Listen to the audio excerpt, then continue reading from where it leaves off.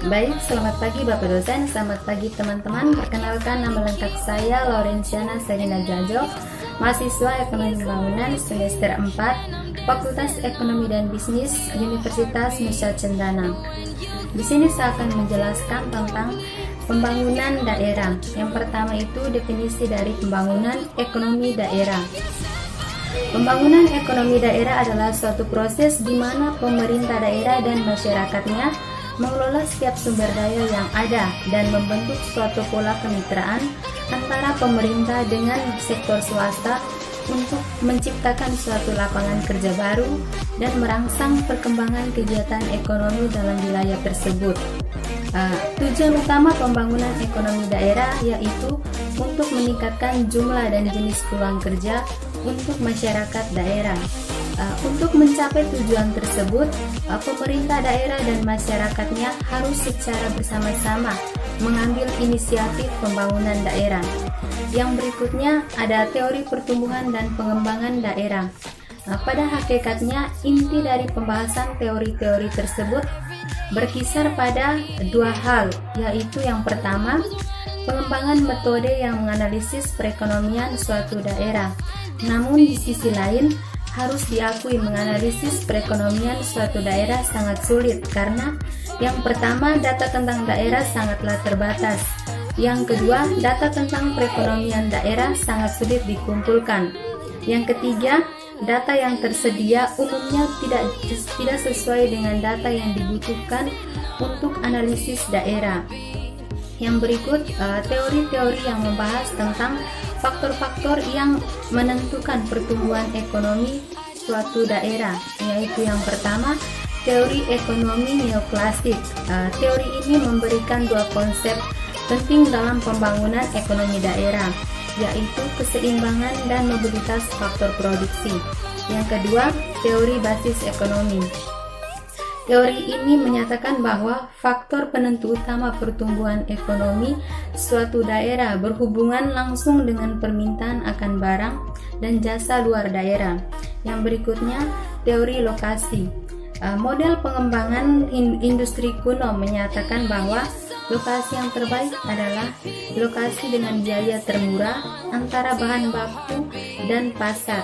Yang berikutnya, teori tempat sentral. Teori ini dapat diterapkan pada pembangunan ekonomi daerah, baik di daerah perkotaan maupun di pedesaan. Yang berikutnya, teori kausasi kumulatif. Kondisi daerah-daerah sekitar kota yang semakin buruk menunjukkan konsep dasar dari tesis kausasi kumulatif. Yang berikutnya, paradigma baru teori pembangunan ekonomi daerah. Yang pertama, komponen kesempatan kerja. Konsep lamanya, semakin banyak perusahaan sama dengan semakin banyak peluang kerja. Konsep barunya, perusahaan harus mengembangkan pekerjaan yang sesuai dengan kondisi penduduk daerah. Yang berikutnya, komponen basis pembangunan. Konsep lama, pengembangan sektor ekonomi. Konsep barunya, pengembangan lembaga-lembaga ekonomi baru. Komponen yang ketiga, aset-aset lokasi.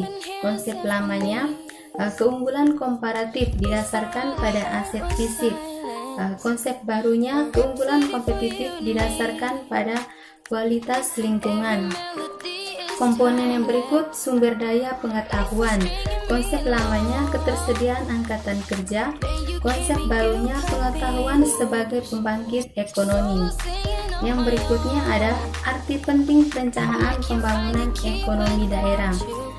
Perencanaan pembangunan ekonomi daerah adalah upaya untuk merencanakan penggunaan sumber daya publik yang tersedia di suatu wilayah menjadi lebih dari sebelumnya melalui perbaikan kapasitas sektor swasta dalam menciptakan nilai sumber daya secara bertanggung jawab. Tujuan perencanaan pembangunan ekonomi daerah yaitu yang pertama, mengarahkan kegiatan ekonomi sebagai pedoman kegiatan kepada pencapaian tujuan pembangunan. Adapun mekanisme perencanaan ekonomi daerah ada 4 tipe, yaitu yang pertama, melalui proses politik, yang kedua, melalui proses pendekatan teknokrat. Yang ketiga, perencanaan pembangunan ekonomi dengan pendekatan partisipatif. Yang keempat, perencanaan pembangunan ekonomi secara top down dan bottom up oleh struktur organisasi pemerintah. Yang berikut ada ukuran-ukuran pertumbuhan ekonomi dan keterkaitan. Yang pertama, analisis shift share, menggambarkan kinerja dan produktivitas sektor-sektor dalam perekonomian suatu wilayah dengan membandingkannya dengan kinerja sektor-sektor wilayah yang lebih besar. Yang berikutnya, location quotient, merupakan suatu pendekatan tidak langsung yang digunakan untuk mengukur kinerja basis ekonomi suatu daerah. Yang berikut, analisis overlay. Metode ini digunakan untuk menentukan sektor unggulan dengan menggabungkan hasil dari metode shift share dengan location quotient. Yang berikut ada angka pengganda pendapatan. Adalah suatu perkiraan tentang potensi kenaikan pendapatan dari suatu kegiatan ekonomi yang baru di dalam masyarakat. Yang berikutnya, analisis input-output. Analisis input-output yaitu suatu teknik pengukuran ekonomi daerah. Yang berikutnya, rasio penduduk pengerjaan, yaitu suatu cara untuk menentukan proporsi lapangan kerja yang dihasilkan untuk penduduk suatu daerah per sektor. Yang berikutnya, kapasitas pengembangan ekonomi masyarakat. Untuk menilainya diperlukan informasi-informasi tentang sistem kelembagaan di daerahnya, yaitu pertama, lembaga-lembaga masyarakat, yang kedua, struktur ekonomi, yang ketiga, lembaga-lembaga politik, yang keempat, lembaga-lembaga keuangan, yang kelima, lembaga-lembaga pendidikan dan pelatihan.